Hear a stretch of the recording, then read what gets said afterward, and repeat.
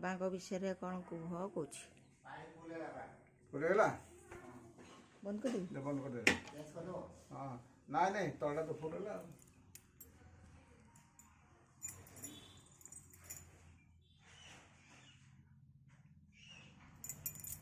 ବାବାଙ୍କ ବିଷୟରେ କ'ଣ କୁହ ବାପା। ଆଁ ବାବାଙ୍କ ବିଷୟରେ କ'ଣ କୁହ କହୁଛି। ବାବା ବାବା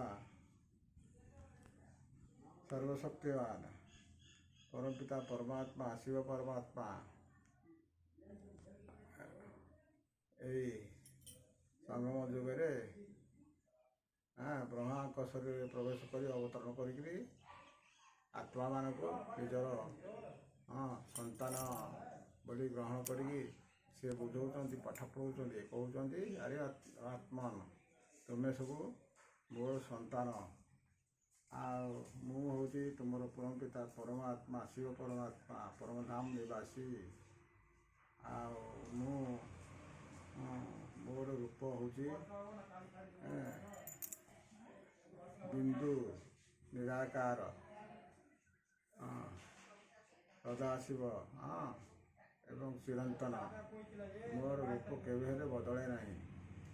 ମୁଁ ବିନ୍ଦୁ ନିରାକାର ଆଉ ଜ୍ୟୋତିବିନ୍ଦୁ, ତୁମର ଆତ୍ମା ମଧ୍ୟ ସେଇଭଳିଆ ନିରାକାର ଜ୍ୟୋତିବିନ୍ଦୁ। ତୁମେ କିନ୍ତୁ ଶରୀର ଧାରଣ କରି ଜନ୍ମ ମୃତ୍ୟୁ ଜନ୍ମ ପୁନର୍ଜନ୍ମରେ ଆସୁଛ। ମୁଁ ସେଭଳିଆ ଆସେ ନାହିଁ। ମୁଁ କେବଳ ଶରୀର ଆଧାର ନିଏ। ଜନ୍ମ ମରଣ ରହିତ।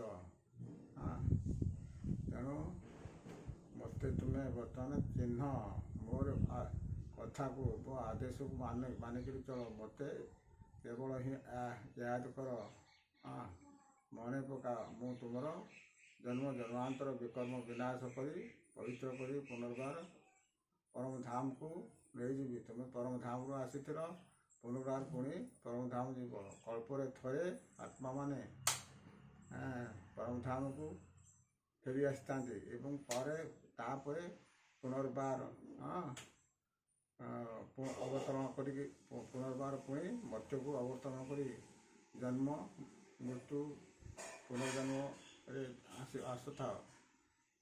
ସତ୍ୟଯୁଗ ଆସିବ। ବର୍ତ୍ତମାନ କଳିଯୁଗ ଶେଷ ହେଉଛି, ଅର୍ଥାତ୍ କଳ୍ପ ଶେଷ ହେଉଛି। କଳ୍ପ ଅନ୍ତିମ ସମୟ। ତେଣୁ ଅନ୍ତିମ ସମୟରେ କେବଳ ମୋତେ ଥରେ ହିଁ ମନେ ପକାଅ। ଯେତେ ମୋତେ ମନେ ପକାଇବ ତୁମର ସେତେ ବିକର୍ମ ବିନାଶ ହେବ।